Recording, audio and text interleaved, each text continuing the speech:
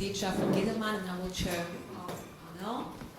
So the aim of our panel is to find out how different actors, I guess represented by our participants, think of the different kinds of tunnels.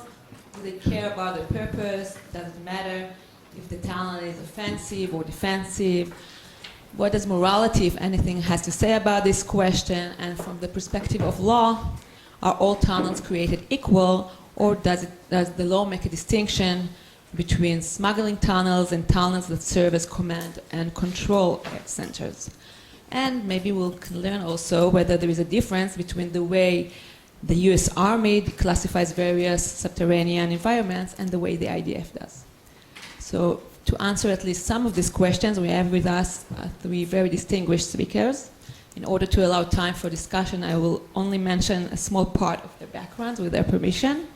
Starting with our first speaker, Mr. Michael Mayer. Mr. Mayer served almost 23 years as Mr. Michael Mayer, who is a special assistant to the Army Judge Advocate General for Law of War Matters at the US Army. Did I say it correctly? Mr. Mayer served almost 23 years as an Army Judge Advocate. He currently advises on legal and policy issues involving the law of war. He reviews proposed new weapons and weapon systems, serves as a member of the DoD Law of War Working Group, and provides assistance on detainee and enemy prisoner of war affairs.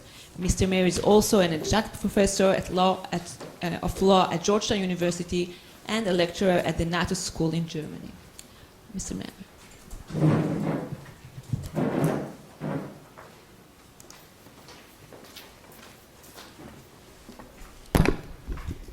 Thank you, Idit.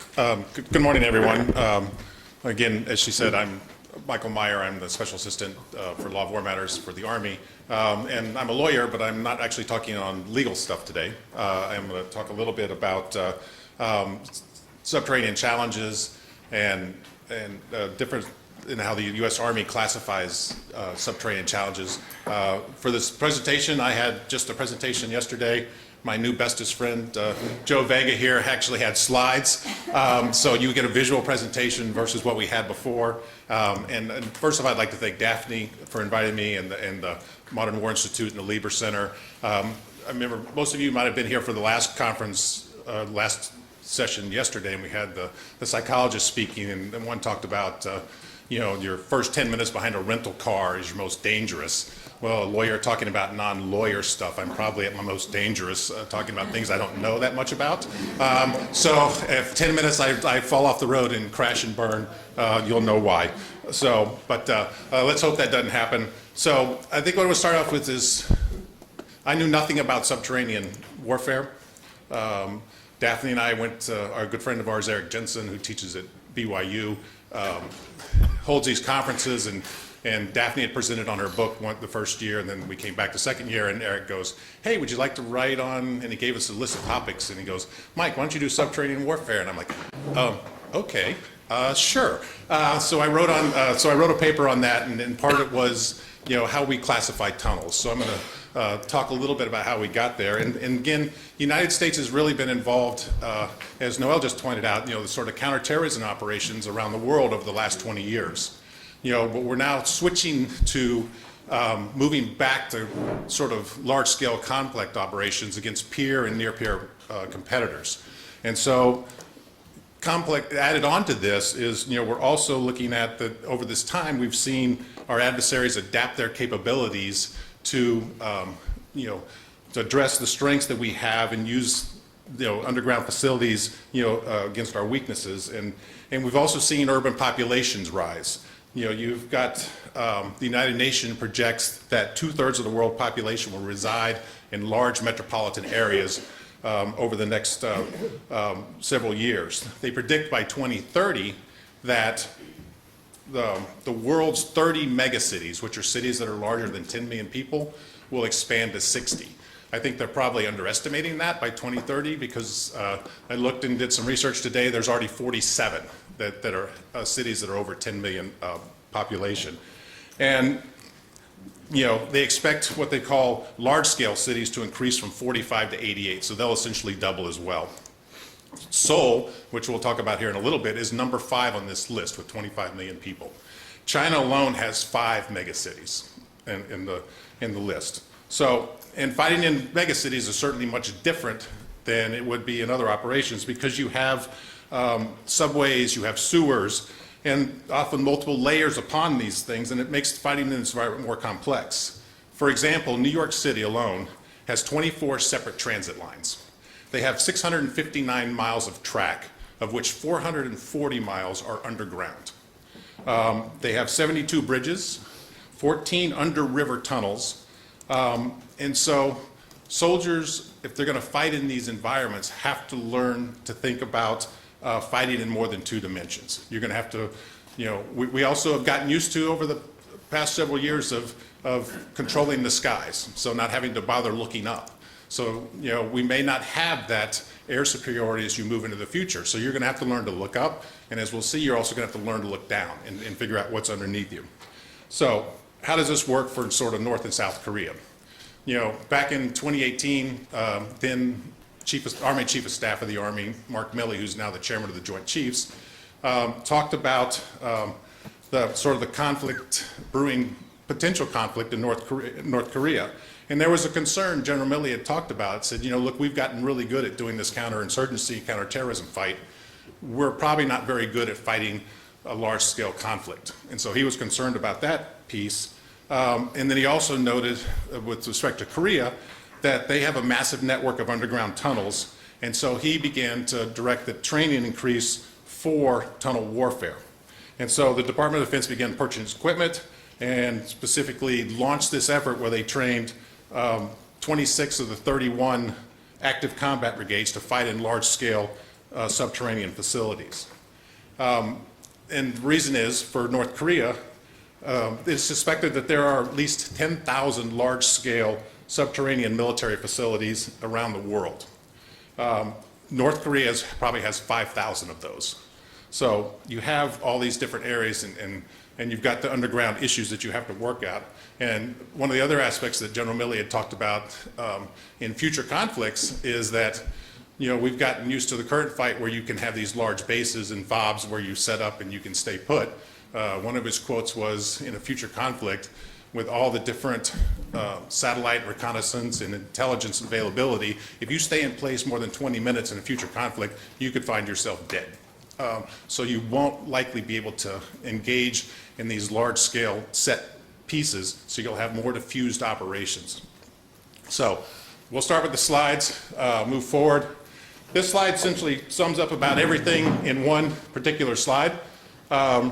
This is from, there's a recently published Army Techniques publication in ATP on subterranean operations that was released on the 1st of November 2019. So it just came out. It replaced one that I think had been in 2017.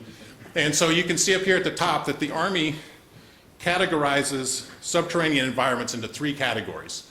So you've got the first category, which is tunnels, natural cavities, and caves. The second one is urban subsurface systems. And then, of course, the third one is underground facilities itself, usually sort of military purpose type equipment. So, and you can see in each of these, there are sort of subcategories for each one. You have, on the category 1, the rudimentary and sophisticated. You have substructures and civil works under category 2. And then category 3 is sort of broken down into shallow and deep. So I'm going to go forward with the slides that Joe thankfully gave to me. So this is sort of your category 1 subterranean systems. So you're going to have rudimentary systems, which essentially are what they categorize as lacking sort of support or shoring. So they're usually made of brick, they're wood, could have some reinforced concrete to prevent collapse. And some tactical caves, of course, obviously, are natural cavities and they exist in solid rock. The sophisticated ones usually have shoring on the bottom, and they'll have like power outlets, ventilation shafts, drainage pipes, and dimensions. So this is the sort of the first category that you have. The second one is you get into urban subsystems, and this is where we talked about fighting in megacities. So you've got subways, you've got the utility tunnels, you've got underground parking structures, you've got sewers, And substructures can also include basements, shelters, and again, the parking garages. The civil works are sort of aqueducts, sewers, subways, transportation, and you have the the urban subsystems may be able to withstand military strikes due to the fact of their depth and the types of material that they use in construction. And the problem you also have with these is a lot of these are used by civilians. Certainly during World War II, the London subway system was used extensively to protect the population from German bombing attacks. So finally you get to category 3, and these are sort of the sophisticated military complexes specifically designed and built to be unobserved and provide maximum protection. And they vary widely by size, construction technique, and purpose. They are really designed to control, like command and control operations, storage, production, and protection facilities, and provide some of the most challenging aspects that forces can expect to operate in. At least for the US government, we have what's called a continuity of operation plan. There are certainly places that you can go in sort of these structures. It's deep into the areas and underground so that you can continue to survive and work. So you have these different areas. And this broken into sort of 2 levels, which they call shallow and deep. And they base that based on whether there's more than 20 meters of soil or other stuff above them provides cover. So a shallow facility is one that's 20 meters or less of overburden, as they call it. And these would be silos, cut and cover facilities, and basement bunkers. The other ones, deeper than 20, are really protection for government officials, military operation facilities, and sort of research and facilities for WMD. So a lot of these, certainly the bigger ones, have these life support structures available to them. They'll have electrical power, they'll have ventilation, the running water that you can see up there. It could be internal or external. And the external supports, what they call umbilicals, are available. You can see them and possibly target them and manipulate them.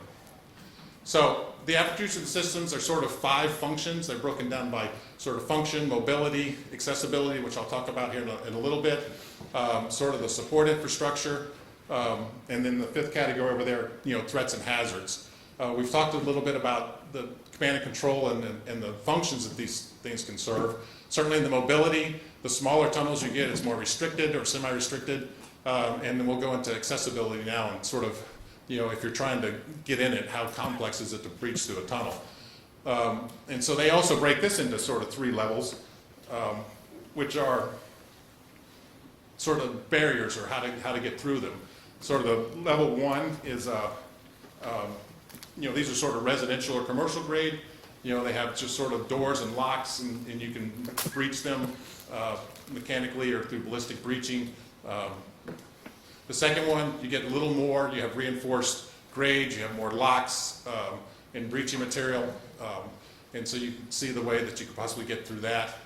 And then finally, the third one, for certainly the underground command structures, you have these giant thick doors, and it can take you hours to days to try to breach through those different doors. So with that, I think, Idit, I'm probably running out of time. 5 more minutes, okay. So the question is, how do you get through these, and certainly the hazards that you have. So I'll talk a little bit, I guess, on sort of the challenges that you see there. You can see some of the hazards that you have is air quality. Air quality is going to stink. Blast overpressure. We've talked about this yesterday. The challenge of communicating in the tunnel, navigation. You get farther underground. How do you communicate with the surface if you're trying to use certain technology and communicate? Your radios aren't going to work. You're going to possibly have no light. And then certainly for tunnels, the non-combatant piece itself. So you see this. Everything you do is going to have an effect. That will degrade your quality. You start firing systems into weapons and explosives. It's going to degrade your air quality. And then with that, I think I will stop and give some minutes back to other folks. Thank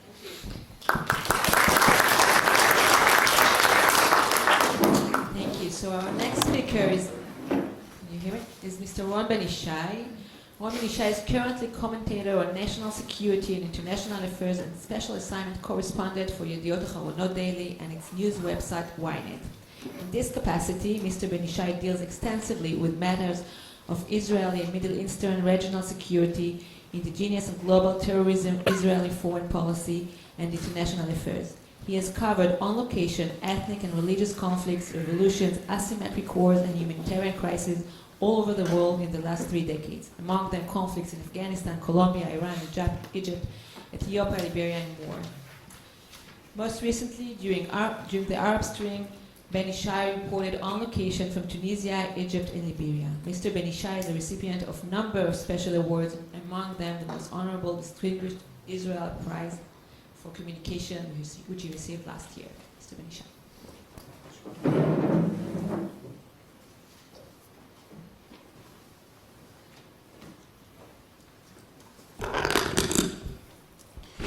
I guess that the real reason why I'm here is because I had the opportunity to visit on location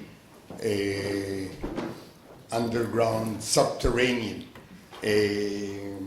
military installations in North Korea, in Vietnam, in Afghanistan, and of course those of Hamas and Hezbollah in Lebanon.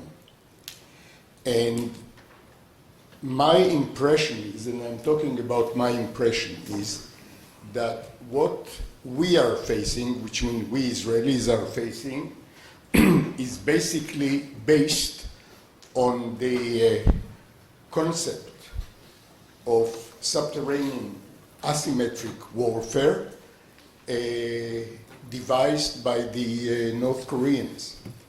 And if I want to be really precise, I would say it is a combination of 80% the North Korean concept and 20% the Vietnamese concept.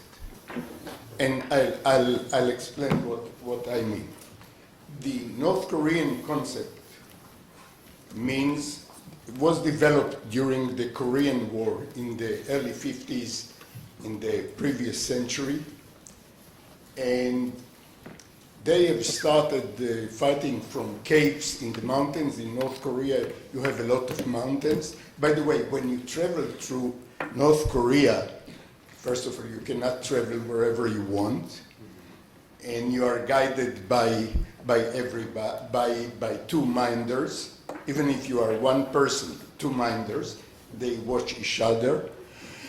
But what impresses you so much is that you don't see military facilities, though you travel to the north or by train to the Chinese border. That is why I got out of North Korea. You don't see military facilities. The only military facilities that you see, for instance, on the way from Pyongyang to the DMZ are the traffic tunnels along the road to the DMZ. And the traffic tunnels are devised, you can see it easily if you are familiar with military affairs, you can easily see that there are always two tunnels, never one tunnel. Two tunnels, and there is a passage between them. So you can rotate a BMW 21 rocket launchers from one, after they got out shot, they go to the other one, and the next, like in a magazine, coming after them. And it's so obvious that they do it, that they try to protect also the entrances of the traffic tunnels. And this is the only sign, the only impressive sign of military activity that you can see in North Korea. Now back to our situation. What is the North Korean concept? The North Korean concept is that you go to the underground and you fortify yourself inside it in order to conduct hit and run operations, though on a big scale, from those underground installations, including firepower. For instance, if you use artillery, you hide it in caverns in the mountains. They wait until the aerial reconnaissance or the aerial attack enemy is gone. They go out. That is how they did it in the Korean War. They go out, shoot, and run back to the cavern. The same goes for the infantry. They hide the infantry and let the infantry or the ground troops of the enemy come close to their hideouts. And when the enemy comes close to the hideout, they let them pass them and they attack them from behind in hand-to-hand combat, in which they have a local numerically or quantity advantage. This is the way the Hamas in Gaza and the Hezbollah in Lebanon tried to do.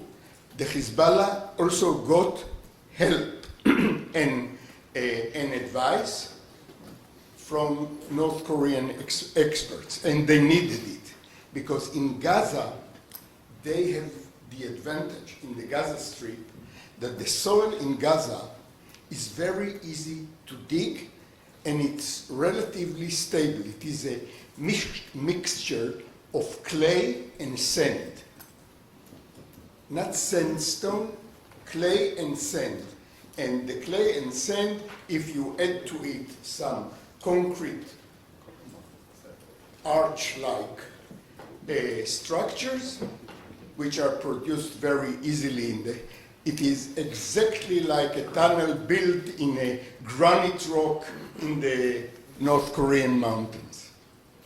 So when I saw in South Korea the attack tunnels that the North Korean dug in order to penetrate South Korean area, you could see large tunnels about the size that enables 4 people to go side by side through this tunnel and attack, which enables them to pass, listen carefully, 10,000 people in 1 hour. I'm talking about the North Korean tunnels. The Hamas was a little bit humbler. They devised their tunnels that only 2 people, fighters equipped with weapons, with explosives, they need a little bit more room than 1 person going without equipment, without the gear. So it is about 2 meter or 3 meters wide, and it looks very much like the North Korean tunnels. Hezbollah had a problem. Unlike Gaza, that they could dig literally with no mechanic equipment. They simply dug their tunnels with cups or with spades or with other instruments, and this is a big advantage because they don't create noise. And most of the detectors, the sensors that are being used to counter or to uncover tunnels are acoustic sensors. And if you don't use air hammers or other things like this, you don't hear noise. And on top of it, there are a lot of noises, natural noises, in a heavily populated place like Gaza, you have a lot of noises, even in the night, that block the acoustic noises that digging makes. So it was very difficult for Israelis, for Israeli army, to detect exactly the tunnels. And I must tell you, the first two tunnels to be uncovered were uncovered by the rain. There was heavy rain in the Gaza Strip and around, and all of a sudden, members of a kibbutz, Israeli kibbutz, saw in the middle of the field a big hole. They peeped inside, and they saw a tunnel that was supposed to serve as a tech tunnel. In the north, the soil, the ground, is geologically made of rocks, chalk, dolomite, which is a very hard rock, and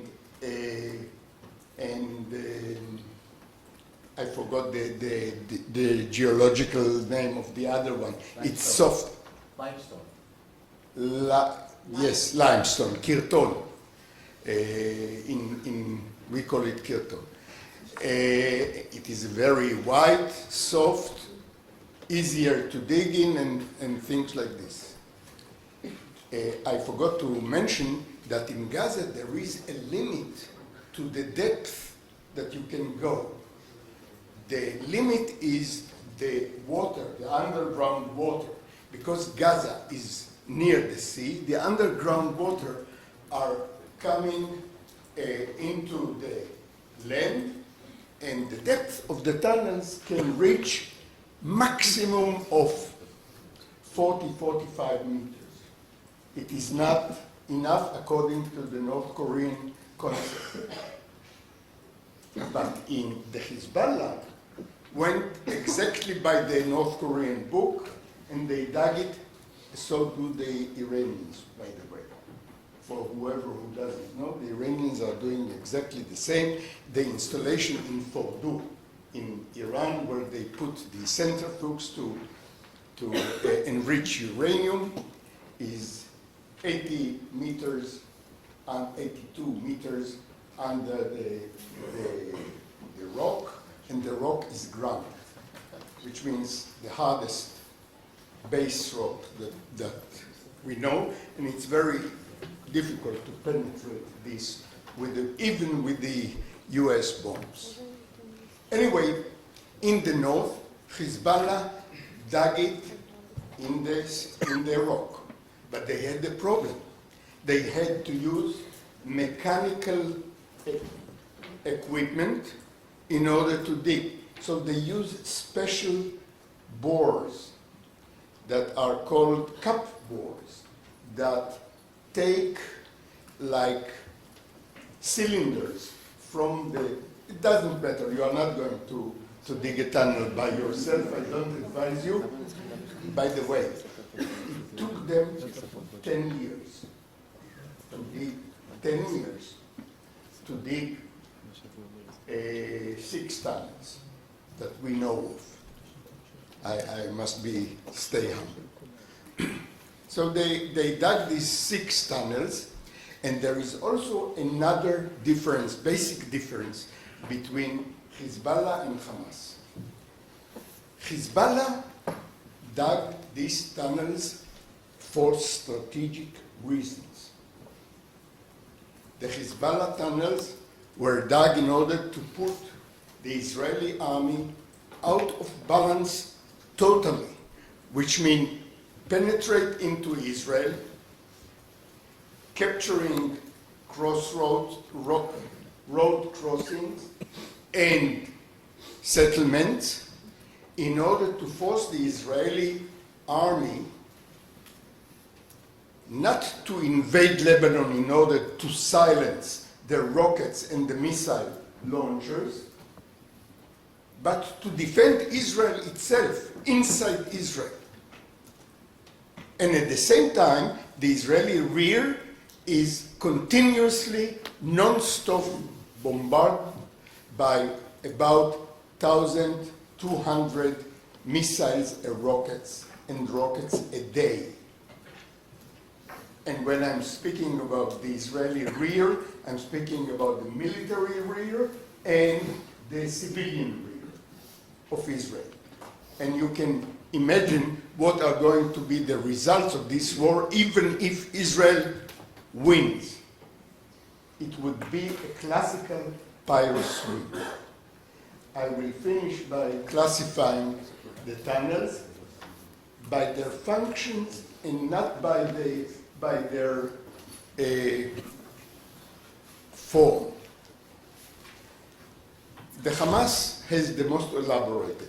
The Hezbollah simply tunnels to allow its special force, Force Radwan, to penetrate into Israel and to bring the war into Israel instead of conducting the war against the Israeli invading army into Lebanon, ground army into Lebanon. The Hamas uses the tunnels for the following purposes. First of all, logistic and commerce. You know that the Gaza Strip is fed from the Egyptian area by, it used to be 700 tunnels. They are dug so easily and they bring such revenues that they dug them like rats. Excuse me, I'm not going to humiliate them, but they really dug them in order for commercial purposes, for revenue purposes. The second are the attack tunnels, between tunnels that will penetrate, that penetrated the Israeli area. We uncovered 18 of them that were supposed to launch terrorist attack or mass killing in the kibbutzim that are attached to the border between Gaza Strip and the Israeli nation. Another mutation of these attack tunnels is the old tunnel, the old mining tunnel that was used by the Hamas to put huge explosive charges under Israeli positions along the border in order to explode them, and they have succeeded in few. The third type is fighting or defensive fighting tunnels in urban areas. Like Mr. Meyer described, this is the thing that worries most the Israeli IDF, because they have once used it and managed to kidnap and kill 2 Israeli soldiers during Operation Defensive Protective. That was the name. I cannot remember all of them. They managed to make their dream come true. And the dream of Hamas is to kidnap an Israeli soldiers, if possible, a live soldier, because they know that the Israeli public, or the public opinion of the Israeli nation, is going berserk when a soldier or a citizen is being held captive in the hands of these terrorists. And it is a weakness of Israel. I consider it a weakness, the irrational attitude that we hold to having captives or even dead bodies in the hands of the Hamas or the Hezbollah, and they really try to capitalize on it in big time. and they have succeeded in the past. They've got in return for one Israeli soldier captive, they got 1,200 and something Hamas prisoners in Israeli jail. And there were precedents before. So they specially devised these tunnels in order to pop up in the urban area, capture an Israeli soldier, and going down, which they did with the Goldin and the Shaul Oron. They also use it, the Hamas. The Hamas use it in order to connect with the launchers. Almost 90% of Hamas rocket and missile launchers are underground. They are being placed underground. The cover is being taken by a sort of a mechanism. They shoot, but they have to be reloaded. And they are reloaded by people who are coming underground. The Islamic Jihad, who is not so rich and not so sophisticated, they had to go on the ground to reload, and that is why so many of them were hit by Israeli drones. I hope I'm not making any censorship felony, and well, that is why they were hit. But the Hamas has tunnels that are going to the launchers. The launchers themselves and the mortars are underground. They shoot, you cover them. That is why, and here I will go to the last remark of mine. That is why there is no way to fight subterranean enemy without being there. Being there, that means ground maneuvering to the enemy's area, and until you are there and you can put your hand on the tunnels and all the entrances, and I'm talking about entrances, they have entrances that go to a zigzag tunnels. Until you get there and you put your hand on all of it, you cannot say you have won the battle. I will finish here. I have more to say, but I will finish.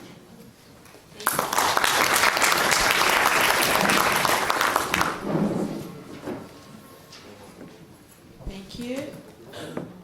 And our last speaker is Professor Daniel Statman, who is head of the philosophy department at the University of Haifa and former chair of the Israeli Philosophical Association. His recent co-authored books are State and Religion in Israel by Cambridge University Press and War by Agreement, a Contractarian Defense of War by Oxford University Press, both published last year. Professor Statman.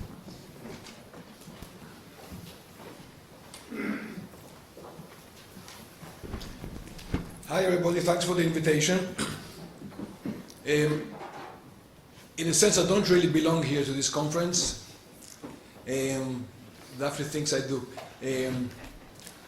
I do ethics of war, so I have no idea how to neutralize tunnels and what the dangers are in crawling into tunnels. So I'll raise two main questions regarding what I see as the ethics of tunnels, and I'll present those questions through the title of this panel, which is Are All Tunnels Equal? So the question can be understood two ways. The first is the use of tunnels by all sides, especially the just side and the unjust side, but maybe also the state side and the non-actor state side, are all these uses morally equal? or if you wish, do all these sides, especially the unjust side, do all these sides have an equal right to use tunnels and to fight through tunnels in all kinds of ways we saw earlier? So that's the one question. The second question is, are tunnels equal to other forms of warfare, to other weapons, to other platforms? Or is there something especially troubling, bothersome about the use of tunnels? If I have time, and I probably won't, I'll say something about commenting on the previous speakers about whether or not the use of tunnels is strategic. But I'm not sure I have time for that. How much time do I have? Half an hour, right? Email this. Okay. So I'll start with my second question, that is the use of tunnels in any way morally more troubling than the use of other platforms or weapons? Okay. The thought that they might be more bothersome reminds one of the big debate which is still ongoing regarding the morality of the use of drones, especially for attack. Okay, there's a big debate about it. I participated in maybe 4 or 5 panels in Europe in the last few years to discover that most people on those panels were very much against the use of drones. Regardless of the justice of the cause, many people think that there's something especially troubling about the use of drones in fighting. And the intuition here is something like that the use of drones for attack is unfair, is inhumane. You walk in the street or wherever you are, you sit in your office, and literally out of the blue, you're dead. Okay, you're shot at by some drone from, and where the operator sits on the other side of Earth, and that seems to be a dirty way of fighting. So that's the intuition here. That when you consider fighting, so even when you fight, there are dirty ways of fighting and the cleaner ways of fighting, and drone fighting on this line is considered something dirty. There's also some people also emphasize here the complete asymmetry between the victim, who is completely helpless. Usually he's unarmed, but even if he or she are armed, it wouldn't help him against this drone. So the thought regarding our topic today is maybe tunnels are the same. Okay? I mean, if you buy into this line of argument against the use of drones, maybe you will also buy the argument that there's something nasty, dirty about the use of tunnels. So we're having here this nice conference, let's say, and all of a sudden, there's a hole here, and some Hezbollah folks come in and start shooting. That's kind of unfair. Hezbollah, if you want to fight us, okay, let's arrange a time outside, a place and a time in the open. That's fair. But just smuggling here into this hole through a tunnel, that's dirty. Okay. So according to this line of thought, tunnel fighting is not equal to other kinds or other forms of fighting. Okay, so I hope I managed to persuade you that there is some plausibility to this argument. But I hope you'll agree with me that this is a very poor argument in the end. I mean, so much of what we do in war is dirty. We use submarines, out of the blue water. There's a submarine, and we use just aircraft. We use all kinds of stuff, and it's very hard to see why drones would be dirty, illegitimate, while mines and submarines and artillery and missiles, all those would be okay. Okay. So the conclusion here, I think, is that there's nothing especially troubling about the use of tunnels. Of course, like any other weapon or platform, tunnels can be used in the service of the just side or the unjust side. Tunnels can be used to assist legitimate warfare, and it could be a tool for war crimes, of course. So the fact that I'm saying that there's nothing in principle illegitimate about tunnels doesn't mean that anything you do with tunnels is okay.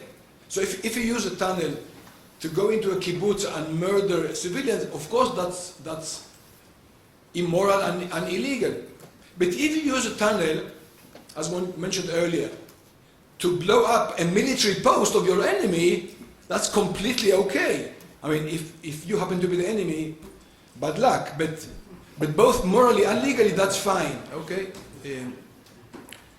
Okay. So that's regarding the second question. Now go back to my first question, which was whether all tunnels are okay. I mean, so here I'm comparing not tunnels and other weapons, but the use of tunnels by all kinds of parties.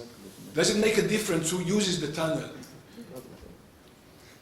Now, this brings to mind a very central question in the ethics of war, which has been hotly debated in the last 15, 20 years, regarding the moral equality of soldiers, of combatants.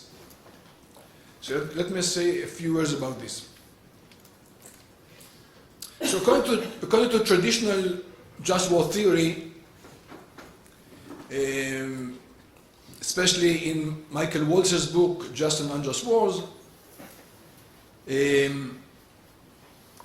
combatants of both sides, the just side and the unjust side, are morally equal, which means they have an equal right to shoot at each other. So that's easy when we think about soldiers of the just side, right? That's easy. But the point is that even soldiers on the unjust side have a right to shoot at the soldiers of the just side. Okay? That's the doctrine known as the moral equality of soldiers, of combatants. And this, of course, is also has legal implications, which means that if you fight for the unjust side, so as long as you keep the laws of in bello, especially you don't deliberately attack civilians, you're legally okay. The very fact that you fought for the unjust side isn't enough to bring any charges against you, legal charges against you. This idea of the moral equality between just and unjust combatants has received very fierce opposition by a group of philosophers known as revisionists. Revisionists. They are led by the American, he's now at Oxford, philosopher Jeff McMahon, who really started all this and had a lot of influence on the literature. So McMahon said, how could this ever be true? How could it be true that if you're fighting for the unjust side, you have a right, a moral right, to kill soldiers on the just side? It's like a robber who robs a bank, and now the police comes in, and you would say that just as the policemen have a right to shoot at the robber also has a right to shoot back. That doesn't make any sense. If you're fighting for the bad guys, you have no moral right to do that. You should just, stop. You should quit. Okay. So according to this line of argument, this doctrine is simply false. Only the just combatants fighting for the just side, have a right to kill soldiers of the other side. Soldiers fighting for the bad guys, for the unjust side, have no such right. In other words, there's an asymmetry between combatants on both sides. They're not on an equal ground. Similarly, one might think with tunnels. So just as combatants are not equal on this line of argument, tunnels are not equal either. So tunnel used by the unjust side are okay, that's their way, that's their tactic, that's fine. Tunnels used by the unjust side are in principle never okay. Never okay morally, maybe also legally we should outlaw them. And this would apply to any kind of weapon used by the unjust side. Whatever the unjust side does is in principle immoral and illegal. In brackets, I would say that combatants of the unjust side might have an excuse. They're too young, maybe they're brainwashed, so maybe we don't want to bring them all to trial, maybe only the officers, we can talk about that. Okay. So, in this very important book that the chairwoman mentioned, which came out a few months ago, War by Agreement, which I wrote with my friend Yitzhak Ben Baji, we try to reject this line of argument. We try to reject revisionism. And to justify the moral equality of soldiers. So very briefly, this is the idea. We should look at the laws of war as a kind of an agreement made by all actors in the international plane. All actors realize that there are going to be wars. This is kind of a fact about human society. There's going to be wars. And we also realize that there won't be any kind of global police to come in and save us when there's a war. The UN, maybe people thought that it would do that, but of course it has failed. So it's a self-help world. And around the table, all the parties realize that we all have to develop armies which would defend us if we are attacked, and some of us will be attacked. Now we need these armies to provide, as means countries, with effective self-defense. For self-defense to be effective and to deter our enemies, we must hold obedient armies. Because if soldiers, when they get an order to go to war, would be required to examine this order and to make sure that the war is just, then the enemy knows that they have a few days or a few weeks, they can just invade the country until the army convinces all its soldiers that the war is justified. So we agree around the table that countries would have a right to hold obedient armies. And this means that we exempt soldiers on both sides. We exempt soldiers on both sides to verify that the war is just before they participate in the war.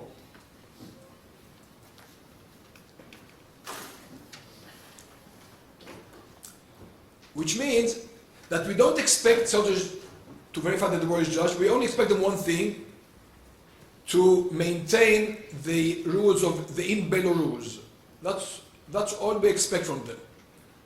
Which really boils down to never deliberately attacking civilians. So this means that soldiers of all sides have this contractual right to shoot at each other, and, back to the topic of this session, and to use any other military means, including tunnels. So all soldiers are allowed to use any kind of weapon, subject to some constraints And they also have the right to use tunnels. The fact that they're fighting for the underside doesn't preclude them from using this weapon. I'll just end up by saying that all this applies especially to non-state actors, and this is an important point that people often don't realize. There's no reason to assume a priori that in a conflict between a state and a non-state actor, the state is the just side and the non-state actor is the unjust side. Okay? Some wars fought by non-state actors are justified.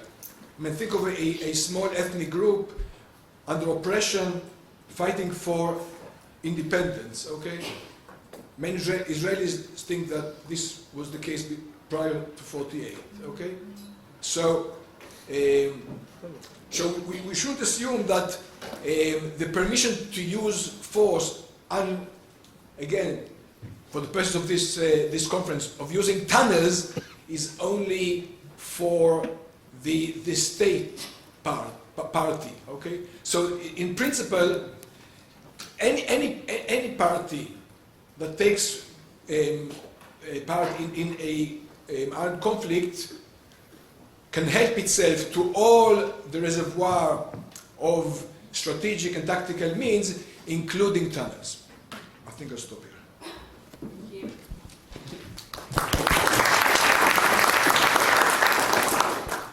So we'll open the discussion now. The floor is open. My question's for Ben Yishai. In your speech, you mentioned the water table and how that was a limitation for Hamas, and you reminded me of the event I'm sure you're aware of last year of the discovery of a land-to-sea tunnel going into the ocean, and then the entrance was actually under the water. I just thought that'd be an interesting thing to kind of talk about if you had any insights on that specific tunnel or land-to-sea tunnels in general. No, that I don't have something especially interesting to say about it, just that it is an adaptation of the tunnel strategy or tactics in order to overcome or neutralize the enemy's intelligence superiority and aerial superiority. Both these superiorities are what worries the Hamas. And that is why when they have established their maritime commando force, you know, the Frogmen, which was quite successful in protective edge operation. It was successful in one raid that they made, or semi-successful, let's put it this way. So their main problem is how do we cross the short stretch between my facilities on the shore, on the beach, to the water until I'm going submerged. And that is why they devised this kind of under the sea tunnel, which is not very difficult to see. You create a tunnel until the beach. It doesn't have to be very deep, because you are not supposed to defend them from bombardment. You just have to hide them, to conceal them from being detected by the Israeli sensors, and that is how they made it by pipes, big, large pipes that were going under, exactly the way you, by the way, send commandos from a submarine through the torpedo pipes. This is exactly the way that they tried to use it, and they used it, but it was discovered. More questions? What do you think is going to come with the tunnel warfare in the future? Is it going to be any new or surprising uses of tunnels? And of course, if there are going to be measurement of defense against the tunnels that going to be used, and if you saw some examples in your visit in North Korea or other places. this is exactly the part of my presentation that I omitted because it was too long. Am I allowed to answer?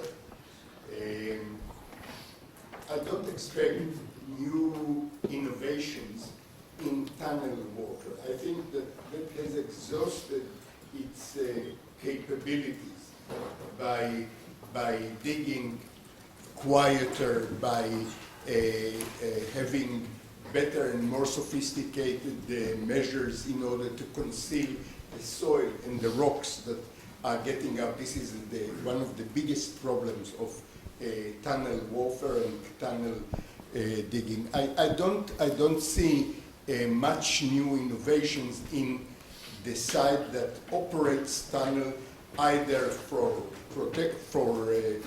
urban fighting or for attack fighting into the enemy's area, which means into Israel.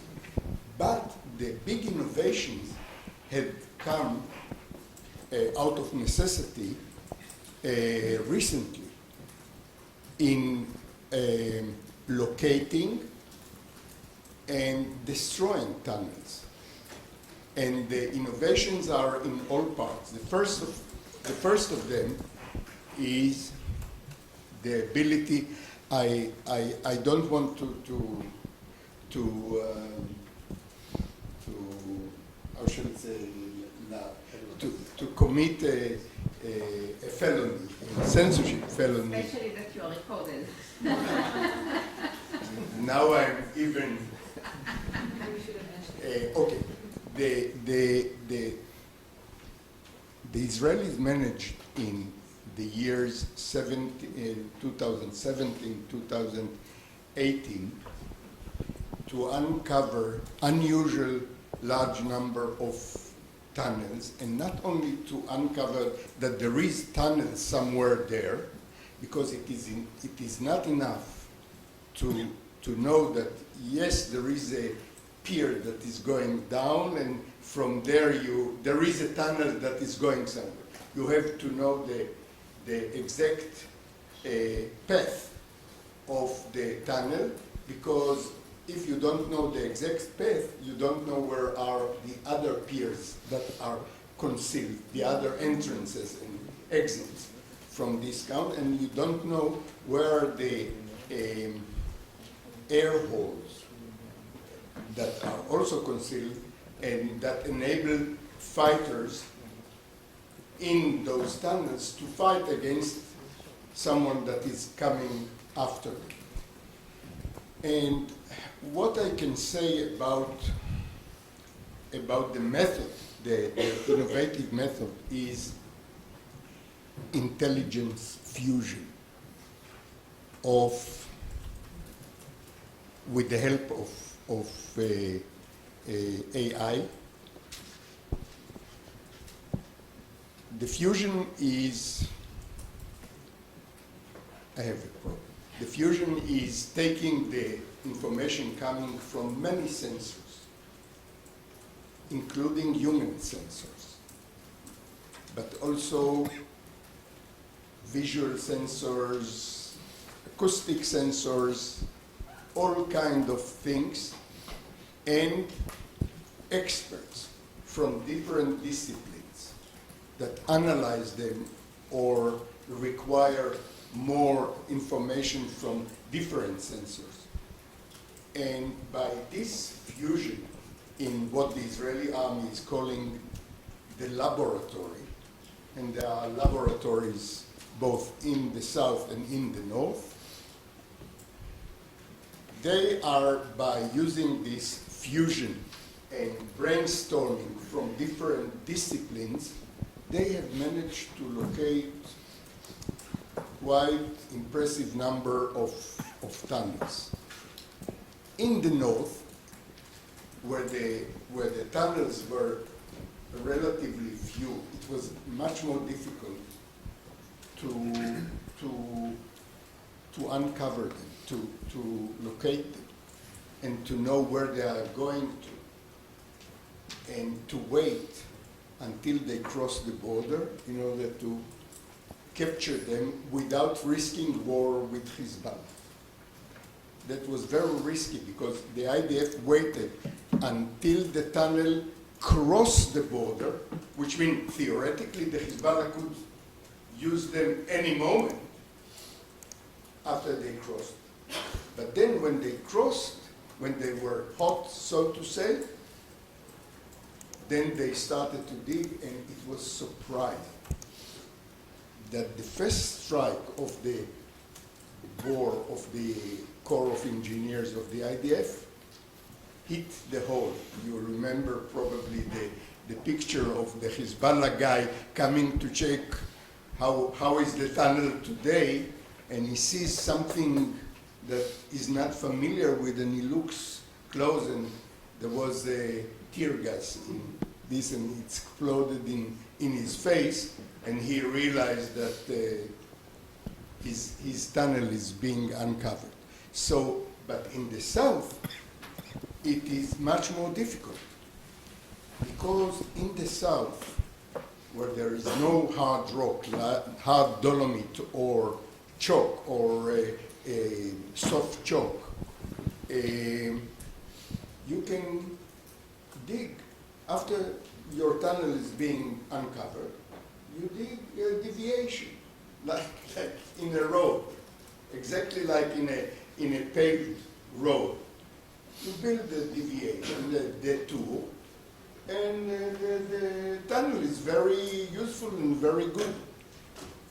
So the IDF had to, the state of Israel, it's not only the IDF, is building now the big wall that is going dozens of meters underground, and with sensors in it and over the ground, including it to prevent crossing into Israeli area over the fence. And this is supposed to finish the threat of the tunnels in the south.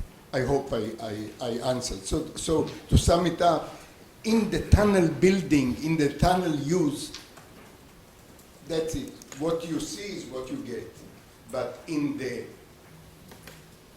detecting tunnels, finding their exact path, and destroying them. Destroying a tunnel is a very difficult thing.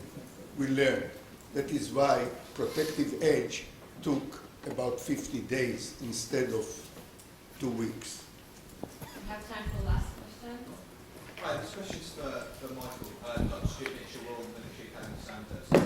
You started off your talk by giving some pretty persuasive stats on the rise of megacities. My question is a little bit about first principles and assumptions. What makes us think that urbanisation, which has been taking place for the last 100, 200 years, really since the Industrial Revolution, is going to make conflict in urban centres more likely?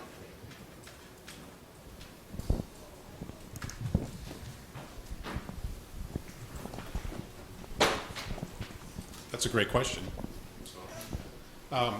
I just think, I mean, you saw it in other types of conflicts. I think you're going to see as more population centers and more population move into cities, that's where they're going to be. I think also when you get into, this is where I would disagree with you a little bit. I think what you're going to see, the changes maybe in subterranean warfare is not necessarily the tunnels that you were describing, but I think in the use of sort of that category 2 system that I talked about, where you start, if you're going to start fighting in these cities, you're going to have these subway tunnels, you're going to have these underground facilities, and with the increases in sort of ISR that you see with, you know, Project Maven, where you start having artificial intelligence and they start having unmanned systems and other sensors and satellite systems, you know, monitoring what's above ground, I think forces will then begin to move underground so they can move without being detected and you know, killed. So I think you're going to see that type of movement through the cities in those types of through the subways, through other systems, so you can move and come out and fight in other aspects. I think that's where the change would be. I think that's exactly what is being in Warsaw Ghetto fighting in the World War I. They used the sewage system in order to fight. So that's why. So this is not a novelty. No, it's not novel. No, it's just, I think you might see more of it as technology advances and you have much more information awareness of what's above ground. You'll start to move underground so you can have your forces move. We'll one question. Thank you. I'd just like to make a comment. We talked about innovation and how the threat might evolve. I would offer my thought in that both in terms of how those tunnels are created and how those tunnels might be identified, you will continue to see innovation and development. Why? Because it's being driven in civil society by the mining sector, by civil engineering. That is where a lot of the technology and the processes are being ported across and then used in a slightly modified, simplified manner. But that might mean new concrete technology, new excavation technology, new sensor technology. You will continue to see this threat and opportunity, depending on which side you're looking at it, because different sides, to evolve. It will not remain static. It will continue to evolve. You expect Well, me you're to answer? Well, sorry, I was making a point there, but unless you'd like to counter me on that. But again, there's the military R&D side of things, but let's not forget the talk yesterday. Maybe I'm biased by our circumstances. But the talk yesterday was very plain that the technology that's being leveraged here is coming from the oil and gas sector and from the mining sector. It's geophysics. A lot of it's being developed and ported in and then repurposed. Doctor, there is waiting for us. Yeah, I just have one quick comment I want to make to Danny and Statman.